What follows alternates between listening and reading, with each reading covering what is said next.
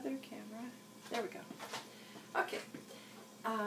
Couple things I forgot to mention. You could also use a plastic spoon to stir it, although, you know, the wooden spoon's best. And you could use your food processor to, you know, cut it up. And so I put the onion, the garlic, and the ginger in here just for sake of time. And the other thing I forgot to mention is, an obvious thing, is something to squeeze your lemon with, and potato peeler, so you can peel the ginger and something else. Anyway, so now what we're going to do is show you the fun part. Let's say that you are in a survival situation, or you are there's a blackout or a brownout, or your electricity's down for 2 or 3 days and kids are getting colds and you want to help them. Well, this is where the fun comes in, because you can take a paper sack, and sometimes a bigger sack works a little bit better because you've got more, and you can put your garlic in, if you don't have a garlic press, which I didn't have at the time. I couldn't find the one that I used to have, and I don't know where it's at, no more moves. So you take this and you put it in a paper sack, and then you proceed to pound it and break it up and crush it. Well, I don't normally do this on my patio on the concrete, but I just wanted to tell you that you can have some fun making these and have kids help you with it. Okay, so we're ready now. We can take our cup of honey, and we're going to add that to our jar that we're going to store it in. And the reason I say it's good to use local raw honey is because if you have a tendency towards allergies, the honey that bees have collected from around your area helps to control those allergies. So that's another health benefit. And plus there's vitamin B in your honey, as well as the natural sugar that's been digested. Now, caution.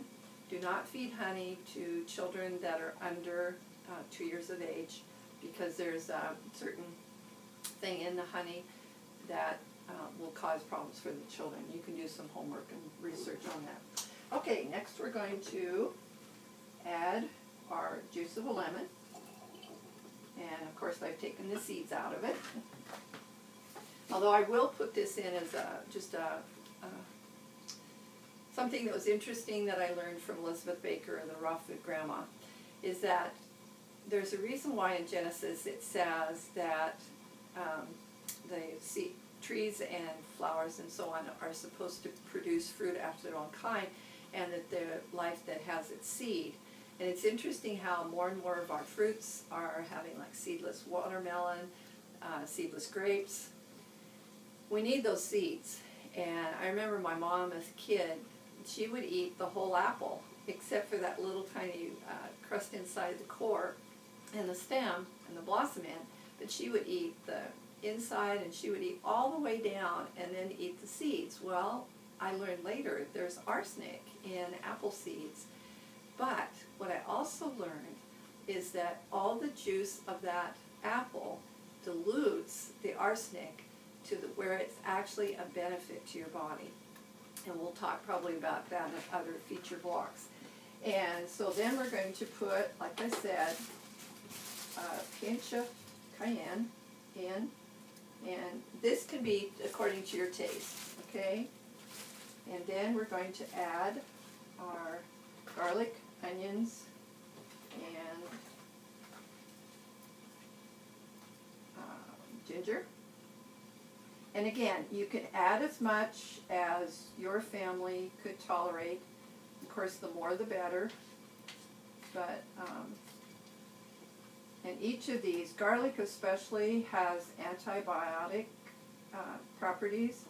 In fact, it used to be called, well, it still is, called the Russian penicillin. And the Roman army used to insist that their soldiers eat a clove of garlic a day because of all the health benefits and the healthiness of it. All right, so we're going to use about half of that because that's plenty. And then I'm just going to use the handle, and you just mix that in. And then what you're going to do when you go to use it, and it can sit for like maybe a half an hour, and what happens is the lemon juice breaks down the honey, and it marinates all of the garlic, onions, and ginger, and makes it a little bit more palatable. And I will tell you that when I first went to use this, it was a little bit hot for me. And so then what you want to use, oh, I don't want to use metal. Well, no, what I can do. And then you take a mug, and you add a tablespoon into your cup. So I'm just going to use the plastic spoon here. And that's generally 3 teaspoons. And then you just add your boiling hot water, and you enjoy. So I hope you've enjoyed this. For the rest of the information, read the blog, and you've got all of the ingredients and how to assemble it. I hope this has been helpful. Talk to you soon.